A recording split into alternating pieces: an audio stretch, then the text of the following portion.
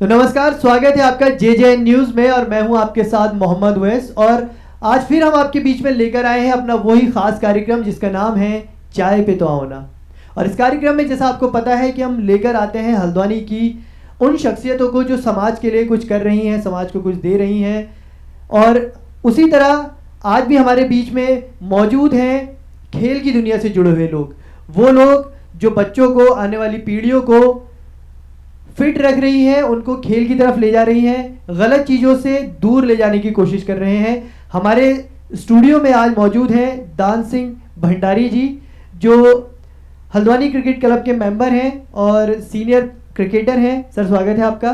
हमारे बीच में मौजूद हैं विजय कुकसाल जी, जो सीनियर प्लेयर हैं और यूके टीम सिलेक्टर हैं, उत्तराखंड क्रिकेट के सिलेक्शन में भी हैं आप, सिलेक्शन कमेटी में। मोहम्मद रेहान जी, सर स्वागत है आपका, सीनियर प्लेयर और ये भी सिलेक्टर हैं, उत्तराखंड क्रिकेट एसोसिएशन के सिलेक्टर हैं। और महेंद्र सिंह बिस्ट जी, जो हल्द्वानी क्रिकेट क्लब चलाते हैं, स्टेट लेवल प्लेयर हैं और बीसीसीआई लेवल की कोचिंग आप कराते हैं, बीसीसीआई से लेवल की कोचिंग आप प्राप्त कर चुके हैं। और हमारे साथ स्टूडियो में मौजूद हैं इंदर जेठा जी, सर स्वागत है आपका। ये भी सीनियर प्लेयर हैं और रणजी प्लेयर रह चुके हैं आप सर्विसेज से, और ये भी बीसीसीआई लेवल के कोच हैं। आलोक सक्सेना जी हमारे बीच में मौजूद हैं। ये बहुत उम्दा, बहुत पुराने सीनियर क्रिकेट कमेंट्रेटर हैं, स्पोर्ट्स के संचालक हैं और स्टेट लेवल से नेशनल लेवल तक आप संचालन कर चुके हैं। कमल पपने जी हमारे बीच में हैं, सर स्वागत है आपका। आप cricket association of Uttarakhand district Nainital के ट्रेजरर हैं। और ये सभी जो थे हमारे बीच में क्रिकेट प्लेयर्स हैं, ये क्रिकेट के बैकग्राउंड से हैं।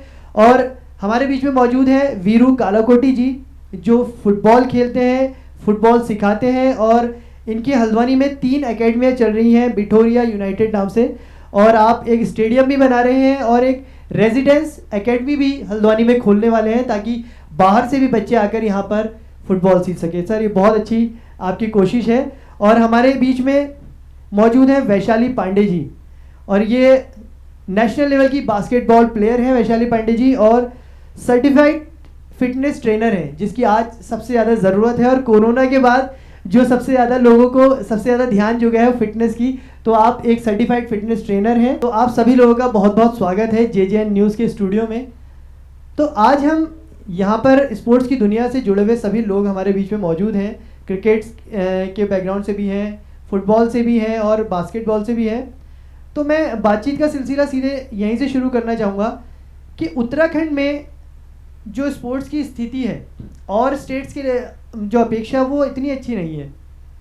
यहाँ पर अच्छे क्रिकेट प्लेयर्स भी दिए हैं, नेशनल में अभी हल्द्वानी के एक मुंबई इंडियंस में सिलेक्ट हुए हैं, अल्मोड़ी की एकता बिस्ट है, वो नेशनल इंटरनेशनल प्लेयर हैं।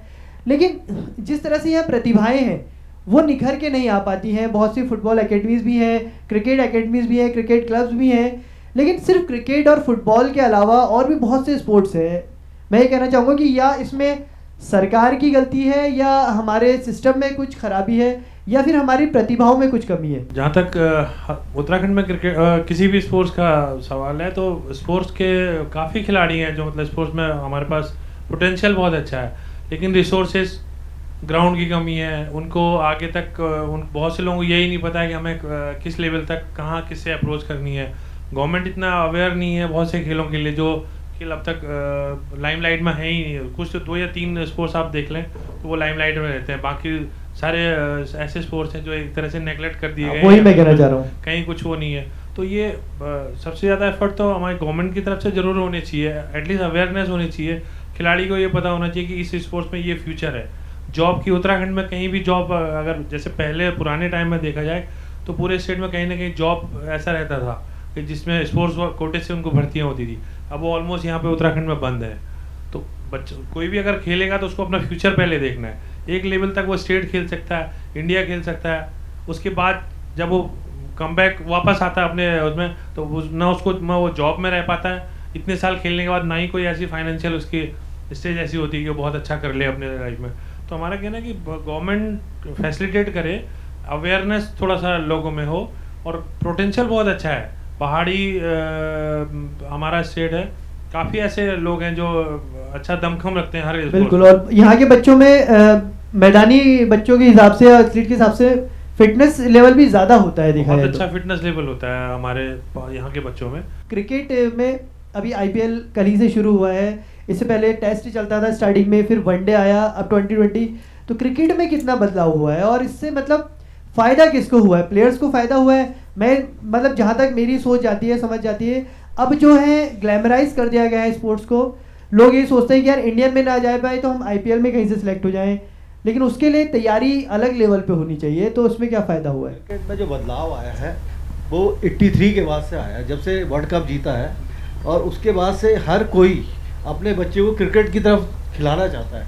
लेकिन पहले क्या था कि पेरेंट्स कभी भी ये नहीं चाहता कि उसका बच्चा गेम में जाए, तो लेकिन उसका बच्चा गेम में खेले। लेकिन धीरे धीरे इसमें जो इसका जो है कॉमर्शलाइज हुआ, जब ये आईपीएल आए और गेम आए, फिर लोगों ने, पेरेंट्स भी इसके प्रति जागरूक हुए। उन्होंने अपने बच्चों को, आज की डेट में हर कोई अब चाहता है कि उसका बच्चा खेले। पहले अपने बच्चों को फिटनेस के उससे खेलता था, या फिर उसको वो उतना ही टाइम देता था कि वो अपनी पढ़ाई पूरी करे। लेकिन आज जो है आईपीएल आने से हर गेम में, केवल आईपीएल से क्रिकेट में नहीं फर्क आया, हर गेम में फर्क आया। तो हल्द्वानी का जो एक लौता क्रिकेट स्टेडियम बन के तैयार हुआ था, बहुत सपनों के साथ बना था कि हल्द्वानी में क्रिकेट लेवल, इंटरनेशनल लेवल का एक क्रिकेट स्टेडियम बन चुका है।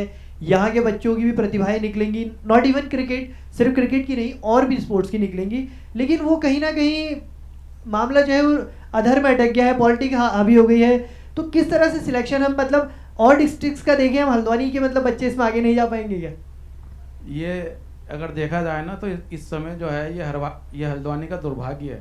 इतना बड़ा क्रिकेट स्टेडियम बना हुआ है और क्रिकेट स्टेडियम तैयार होने के बाद राजनीतिक भेंट चढ़ गया हो। ये राजनीतिक दल जो हैं एक दूसरे पे जो है आरोप प्रत्यारोप की राजनीति करके इन्होंने उस जो स्टेडियम जो करोड़ों की लागत से जो बनाया गया था, जिससे ये युवाओं को जो है भविष्य में उनके जो है सपने साकार होते हैं, वहाँ जाके मैचेस मिलते हैं। हो सकता था कि वहाँ पे आईपीएल्स के भी मैचेस हो जाते, क्योंकि इस टाइम जो है उत्तराखंड क्रिकेट को जो है एफिलिएशन जो है बीसीसीआई से मिल चुका है। और हो सकता था कि एक आध दो सीजन में जो है हमें एक आध दो मैच यहाँ पे जो है आईपीएल के मिल जाते हैं, जिससे यहाँ की क्रिकेट एकदम जो है बहुत ऊपर उठ के आती, मैचेस अच्छे देखने को मिलते, बड़े खिलाड़ी देखने को मिलते। उससे बच्चों में जो है प्रतिभा को उभारने में जो है बड़ी आसानी मिलती है कि हमारे साथ इतना बड़ा खिलाड़ी खेला या हमने देखा उसे। तो ये बड़ा दुर्भाग्य है कि ये राजनीतिक भेंट चढ़ गया। अब चाहे वो कांग्रेस ने बनाया या भाजपा ने बनाया, हम तो खैर स्पोर्ट्स में हैं, हम राजनीति में नहीं जाना चाहते, लेकिन मैं उम्मीद करूँगा कि इन लोगों को जो है राजनीति छोड़ के जो है युवाओं को, प्रतिभाओं को आगे बढ़ाने के लिए जल्द से जल्द जो है उस क्रिकेट स्टेडियम के लिए कुछ ना कुछ इन्हें उपाय करना चाहिए, जिससे कि वो शीघ्र जो है अति शीघ्र जो आके उसको जो है उसमें मैचेस वगैरह हों, उसमें जो है बड़े खिलाड़ियों के कैंप लगें, फिटनेस के बच्चों के लिए जो है कैंप लगें, जिससे जो है बच्चा तैयार होगा, जब अच्छे ग्राउंड्स में खेलेगा तो उसको अच्छा क्रिकेट खेलने को मौका मिलेगा। बिल्कुल। और स्टेडियम होने से सिर्फ ये नहीं कि खेलों में ही आगे बढ़े, क्योंकि कुछ लोग सेना की भी तैयारियां करते हैं, उनके लिए भी एक अच्छा प्लेटफॉर्म मिल जाता है, स्टेमिना लोग अपना बढ़ाने के लिए, फिट रहने के लिए भी। और मेन चीज़ है स्पोर्ट्स, और जो उसमें इंडियन नेवी या आर्मी में जाने के लिए ज़्यादा पहाड़ के युवा जो हैं, उत्तराखंड का खासकर एक आर्मी का केंद्र माना जाता है यहाँ के ज़्यादातर, वो उसको भी बढ़ावा मिलेगा आगे। सर मैं आपसे पूछना चाहूँगा कि आप क्रिकेट एकेडमी भी रन करते हैं हल्द्वानी में, तो किस तरह की तैयारी युवाओं को देते हैं आप कि वो नेशनल लेवल पे जाएं? क्योंकि मुझे ऐसा लगता है कि यहाँ पर वो तैयारियों की कमी है, वो सुविधाओं की कमी है जो नेशनल लेवल में या इंटरनेशनल लेवल में चाहिए। क्योंकि यहाँ का खेला हुआ जो लड़का है, चाहे बच्चा है, वो कहीं ना कहीं नेशनल लेवल पे जब खेलता है, वो ओरिजिनल पिच पे जब खेलता है, तो वो कहीं ना कहीं नर्वस होता है। बच्चों को अभी अच्छी ट्रेनिंग दे रहे हैं, और पहले हमारे समय में ये तो होता नहीं था। अब हमने एज ए ट्रेनर रखा हुआ है, और बच्चों के हम शुरू से ही काफ़ी उस पर ध्यान देते हैं और एक्टिविटी कराते हैं। बैटिंग जैसे कीपिंग और बैट्समैन कोच है तो वो उस पर तैयारी करता है, बॉलर है तो वो उस पर तैयारी करता है, और यही सारी चीज़ एक्टिविटी हम ग्राउंड। लेकिन जो सुविधाओं की कमी जो जिसकी मैं बात कर रहा हूँ, आप क्रिकेट एकेडमी और हल्द्वानी क्रिकेट एसोसिएशन में भी हैं, तो मतलब यहाँ की जो प्रतिभाएं हैं वो कैसे निकलेंगी? मतलब ग्रास रूट लेवल से, मतलब गवर्नमेंट से, या पर्सनल लेवल पे क्या हमें करना चाहिए ऐसा? अभी तो हम पर्सनल लेवल पे तो हम कर ही रहे हैं जी बिल्कुल। और धीरे धीरे अभी हमने कई चीज़ पे बच्चों की को आगे कोशिश की है बिल्कुल। और अलग अलग तरह से, पहले तो हमारे समय में टर्फ विकेट हुआ नहीं करता था, अब हमने अच्छा सेटअप बना दिया है, एकेडमियाँ अच्छी बना दी हैं जिसमें हमारे बच्चे आगे रिजल्ट दे रहे हैं और अच्छा कर रहे हैं। जी बिल्कुल। अब मैं सर से बात करना चाहूँगा, नेटा सर से, कि आप एक रणजी प्लेयर रह चुके हैं, आपने वो चीज़ें देखी हैं किस तरह से बाहर के जो प्लेयर्स होते हैं, जो चाहे वो हिटर होते हैं, बैट्समैन होते हैं, या चाहे बॉलर होते हैं, उन पे वो ताकत होती है। लेकिन हमारा प्रदेश जो एक मतलब स्वस्थ प्रदेश माना जाता है, पहाड़ी इलाका है, जैसे हमने पहले भी बात करी कि हमारा स्टेमिना अच्छा होता है वह बच्चों में, लेकिन वो चीज़ निकल के नहीं आ पाती जो एक नेशनल प्लेयर में या इंटरनेशनल प्लेयर में चाहिए। नहीं, आज की डेट में अगर हम देखें तो लड़के हमारे बाहर से काफ़ी अच्छे निकल रहे हैं। एक समय ज़रूर था कि इस मामले में हम पीछे थे। लड़के जो हमारे खेलते थे वो बाहर दूसरे स्टेट में जाके खेलना पड़ता, वो मजबूरी थी, क्योंकि यहाँ इसका स्ट्रक्चर इतना अच्छा नहीं था, एसोसिएशन नहीं था हमारे पास। अब धीरे धीरे आया है और कोचेस, अभी जो बीसीसीआई ने कोचेस कोर्सेज कराए हैं और उसके अकॉर्डिंगली आजकल जो जितने भी लेवल ए कोचेस हैं, लेवल बी हैं, लेवल सी हैं, वो अपनी एकेडमी रन कर रहे हैं, उसमें उस हिसाब से उनको ट्रेन किया जा रहा है। तो मुझे ये बहुत जल्दी है कि नहीं थे, लेकिन अब जो लड़के आएंगे 2-4 साल तो लगेगा उनको बनने में, उनको निकालने में। हाँ। प्रतिभाएं अब निकल रही, थोड़ा सा उत्तराखंड थोड़ा सा पीछे हो गया है, लेकिन क्रिकेट के साथ साथ हमें और स्पोर्ट्स में भी ध्यान देना चाहिए बच्चों का, कि अगर सभी एक साथ कहते हैं ना, अगर ज़्यादा अगर एक ही चीज़ में प्रेशर बन जाएगा तो उसमें फिर एक हमें रोज़गार की भी ज़रूरत है युवाओं के लिए। अगर वो क्रिकेट में ही अपना अगर सब देखेंगे तो फिर बाकी स्पोर्ट्स एक तो पीछे चले जाएंगे, दूसरा है उसमें हमें उन जो हमें स्पोर्ट्स हमें उठाने हैं उनको उतना लिफ्ट नहीं मिल पाएगा। लेकिन क्या एथलीट क्या है कि उस टाइप के लाइमलाइट में नहीं आ पाते, जैसे एक छोटा सा क्रिकेटर थोड़ा सा बहुत खेल ले तो जल्दी लाइमलाइट में आ जाता है। तो ऐसा नहीं है कि उत्तराखंड में इंडिया प्लेयर नहीं है, बॉक्सर्स अच्छे प्रोड्यूस किए हैं, फुटबॉलर अच्छे, लकी राणा है नेशनल में, इंटरनेशनल लेवल में, और हॉकी पुराने हॉकी प्लेयर्स, नेगी रावत, खैर वो बहुत पुराने थे, अब उतना नहीं कर सकते, लेकिन एट प्रेजेंट एथलीट अच्छे प्रोड्यूस कर रहे हैं। हाँ। मैं सर से पूछना चाहूँगा कि गवर्नमेंट, जैसे हमारे एक तो खिलाड़ी कम निकलते हैं चाहे किसी भी स्पोर्ट्स में हो, पहले तो गवर्नमेंट उस पर ध्यान देती नहीं है कि स्पोर्ट्स में अभी तक, मैंने तो मतलब 21 साल हो जाते हैं कि अभी तक स्पोर्ट्स में कोई उत्तराखंड में एक ऐसा नाम हुआ हो कि हाँ यार स्पोर्ट्स में उत्तराखंड बहुत आगे चल रहा है। और जब कोई निकल जाता है तो उसके बाद उसको गवर्नमेंट आगे करती है, उसको फिर मतलब उसको गिफ्ट दिए जाते हैं या जो भी उसको सम्मानित किया जाता है। अगर शुरू से ही जो बच्चा अच्छा कर रहा है, चाहे वो स्कूल लेवल से हो, कॉलेज लेवल में हो, अगर उसको पहले से ही इसी तरह से आगे बढ़ाया जाए गवर्नमेंट की तरफ से, प्रशासन की तरफ से, तो क्यों नहीं वो आगे बढ़ सकता है? सर इसके लिए आप क्या चाहेंगे कि क्या करना चाहिए? सर सबसे बड़ी बात ये है ना कि गवर्नमेंट खर्चा कितना है, स्पोर्ट्स का बजट कितना है सर, हमारे जीडीपी में कितना एलोकेट करती है फंड? बिल्कुल, मैं उसमें आना चाहता हूं। एजुकेशन पे ही 3% करती है टोटल, तो स्पोर्ट्स के तो बहुत बुरे हाल हैं। और आप अगर ये सोचते हैं कि सरकार करेगी, तो जितने आप देखिए जो यूरोप है या अमेरिका है, ये भाई धनी देश तो है ही हैं वो, लेकिन उसके साथ सबसे बड़ी बात क्या है ना, उनके स्पॉन्सर जितने उनके पास प्राइवेट हैं सर, सीधी बात यह है। हमारे यहाँ कौन है? हमारे यहाँ टाटा ने एक एकेडमी बनाई फुटबॉल की, उसके अलावा कौन सा ऐसा बड़ा सेट है जिसने ये सब काम किया? सही बात है। और खेल को सर कल्चर नहीं है हमारे देश में। आप ये सोचिए, मिल्खा सिंह ने 60s में एक 400 मीटर का रिकॉर्ड बनाया था और वो टूटा नहीं बहुत लंबे समय तक इस देश में। तो हमारे पास एथलीट सर, ऐसा ना कहना बहुत आसान है कि हमारे पास बहुत कुछ है, लेकिन सर पहचानी हम इतने कोच प्रोड्यूस करने की स्थिति में है क्या? सबसे बड़ी चीज़ ये भी है ना, स्कूल लेवल पे मैं क्रिकेट को ही देखता हूँ, पहले अंडर 15 स्कूली क्रिकेट होता था, ख़त्म हो गया है। हम ये छोटे छोटे ग्राउंड्स होते थे वहाँ खेलते थे, ख़त्म हो गया, अब स्टेडियम रह गया एक, तो वहाँ पे भी कौन आएगा? ये बात है ना सर। तो बच्चे जब खेल के प्रति लगाव ही नहीं रहेगा, वो क्या खेलेगा वो? मैं सर से पूछना चाहूँगा कि जैसे क्रिकेट की बात चल रही है और क्रिकेट IPL भी चल रहा है, आजकल हम देख रहे हैं जैसे सर ने बात की टेक्नोलॉजी, और टेक्नोलॉजी दूसरी तरह से गलत तरह से भी हावी हो रही है। क्यों? ये MPL और जो ओपन सट्टे जो चलने लग गए हैं, ड्रीम 11 जो, वो इस तरह का मतलब क्रिकेट को किस तरह बर्बाद कर रहा है, स्पोर्ट्स को, नॉट इवन क्रिकेट, किसी भी स्पोर्ट्स को ये बर्बाद जो कर रहा है आजकल। और आईपीएल में जाने के लिए या फटाफट क्रिकेट में जाने के लिए जो हमारे खिलाड़ी हैं इतने हावी हो रहे हैं, स्टेरॉइड्स का यूज़ करने लग रहे हैं अपना स्टेमिना बढ़ाने के लिए, और ये नहीं देख रहे हैं कि उनका करियर कम होते जा रहा है इससे। आईपीएल में भी हमने देखी बहुत अच्छे अच्छे खिलाड़ी है जो अब सीज़न से कुछ सीज़न में पहले अच्छे खिलाड़ी थे, अब उनका नामो निशान नहीं है, वो इंडियन टीम में क्या अपनी उस टीम में भी नहीं है आईपीएल में। तो इसको आप किस तरह से देखते हैं? जो आज का क्रिकेट का दौर चल रहा है और जो हम लोगों ने देखा है, मेरे साथ बोरा जी, रियान भाई, बिज्जी भाई, सभी लोग ना मतलब ग्राउंड से जुड़े हुए, मतलब हमने उस लेवल से क्रिकेट को देखा है ना। जब हल्द्वानी का स्टेडियम हुआ करता था, हम यहाँ पे बहुत अच्छे अच्छे हमने टूर्नामेंट भी कराए, खुद ही हम लोग ग्राउंड भी तैयार करते थे। पिच हल्द्वानी की आसपास के क्या जो लखनऊ से भी लोग आते थे वो कहते थे कि हल्द्वानी की पिच जो है एक बहुत अच्छी क्रिकेट पिच मानी जाती थी।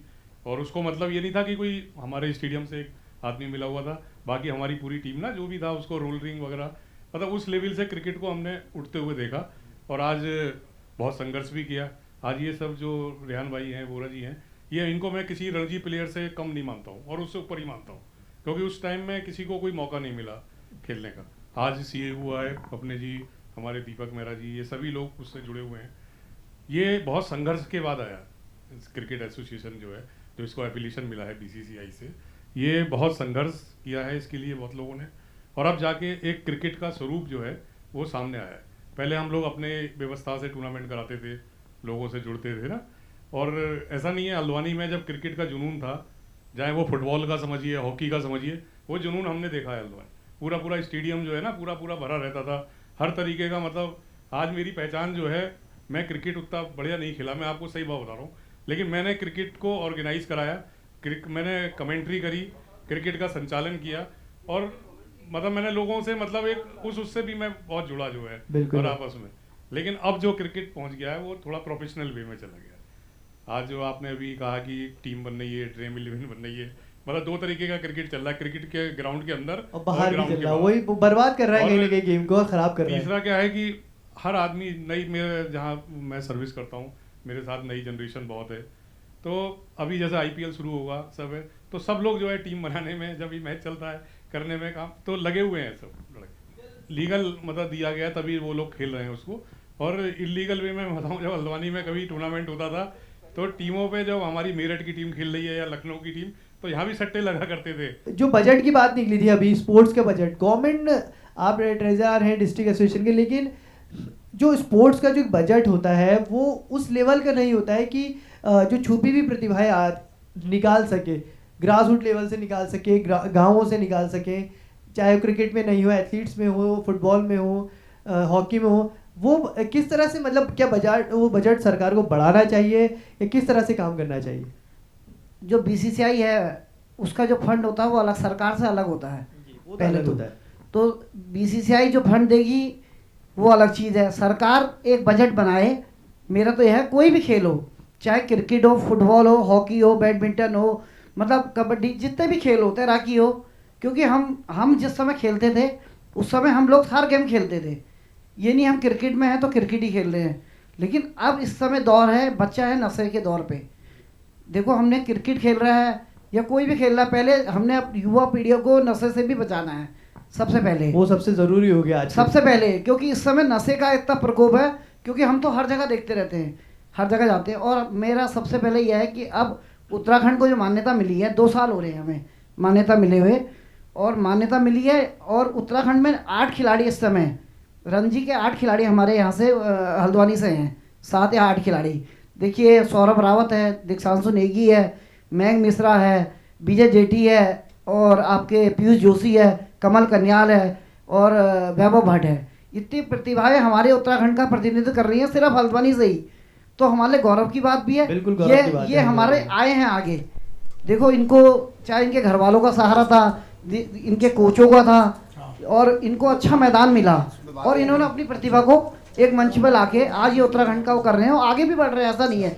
अनुज रावत भी जो राजस्थान रॉयल में खेल रहा है, वो नैनीताल डिस्ट्रिक्ट से खेला हुआ है, हमने उसे नैनीताल जिले की टीम में खिलाया हुआ है, लेकिन हमें भी गौरव लगता है आज वो राजस्थान रॉयल से खेल रहा है। तो खिलाड़ी ऐसा होता है कि खुद प्रतिभा उस पर होती है, बकाया हल्का सा हाथ लगाया जाता है, वो आगे बढ़ता है। बजट और कोच तो सरकारी लाके देगी ना, जो नेशनल इंटरनेशनल वे अच्छी चीज़ है, तो गवर्नमेंट को कहीं ना कहीं इसके लिए काम करना बहुत ज़रूरी है। और नए मुख्यमंत्री जी हमारे तीरथ सिंह रावत जी बने हैं, कई नए फैसले ला रहे हैं, पुराने फैसले बदल रहे हैं, तो उनसे भी मैं ज़रूर एक गुजारिश करना चाहूँगा कि स्पोर्ट्स के लिए कुछ एक ऐसा बजट लाए कि उत्तराखंड की जो ये छुपी हुई प्रतिभाएं हैं, जो अभी प्रतिभाएं चल रही है, उनको आगे जाने का मौका मिले।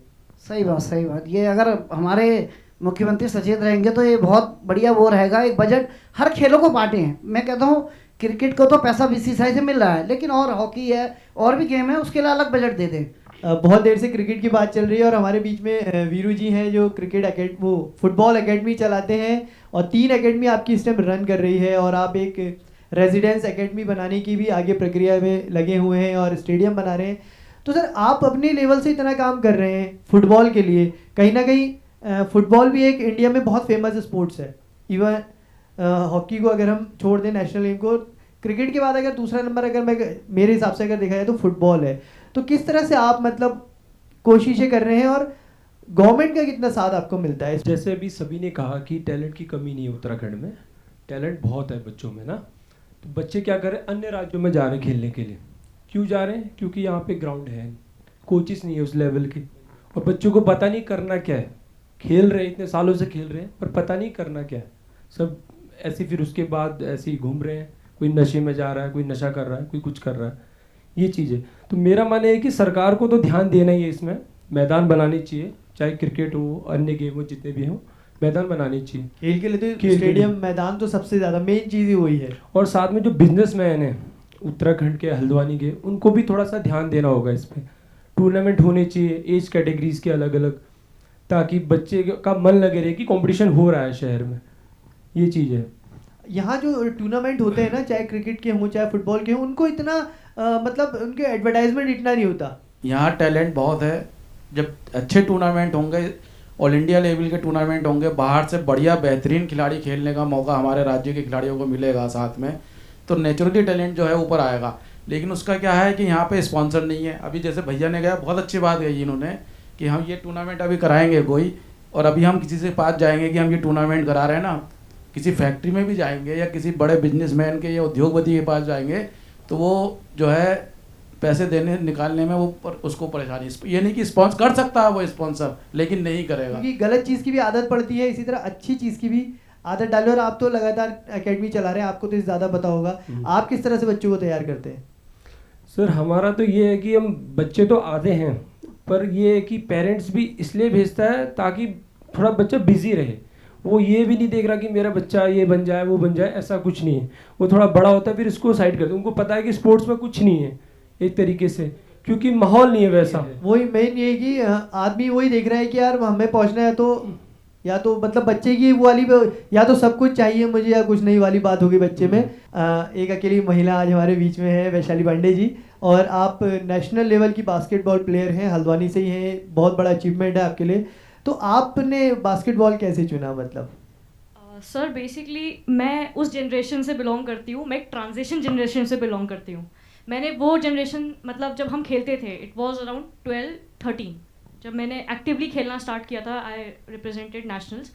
तो उस टाइम पे एक खेलने का माहौल हुआ करता था स्कूल्स में। लाइक इंटर स्कूल कॉम्पिटिशन्स हुआ करते थे, हमारे स्कूल के भी अपने क्लस्टर टूर्नामेंट्स हुआ करते थे, और हम बहुत एक्टिवली पार्टिसिपेट करते थे।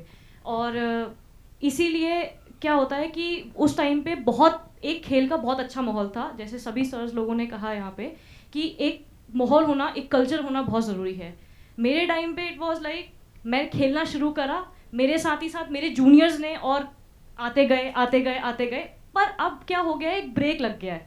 अब क्या हो गया है, इवन स्कूल्स में भी स्पोर्ट्स को उतना प्रमोशन नहीं मिलता है, नहीं मिल रहा। एक्चुअली ये एक तरीके से सिनर्जी होती है, आप एकेडमिक्स और स्पोर्ट्स को कैसे बैलेंस करते हैं। और यही चीज़, जैसे मैं एक्चुअली स्पोर्ट्स को, इवन बास्केटबॉल को पर्टिकुलरली, अपने आप बहुत बड़ा एक तरीके से योगदान है मेरी ज़िंदगी में कि मैंने अपनी एकेडमिक्स और अपनी स्पोर्ट्स कैसे बैलेंस करनी सीखी है। ये बहुत ज़रूरी है और ये स्कूल लेवल से ही सीखने को मिलता है। आजकल मैंने एक बहुत इंपॉर्टेंट चीज़ नोटिस करी है कि स्कूल्स में एकेडमिक्स पे ज़्यादा ध्यान दिया जा रहा है।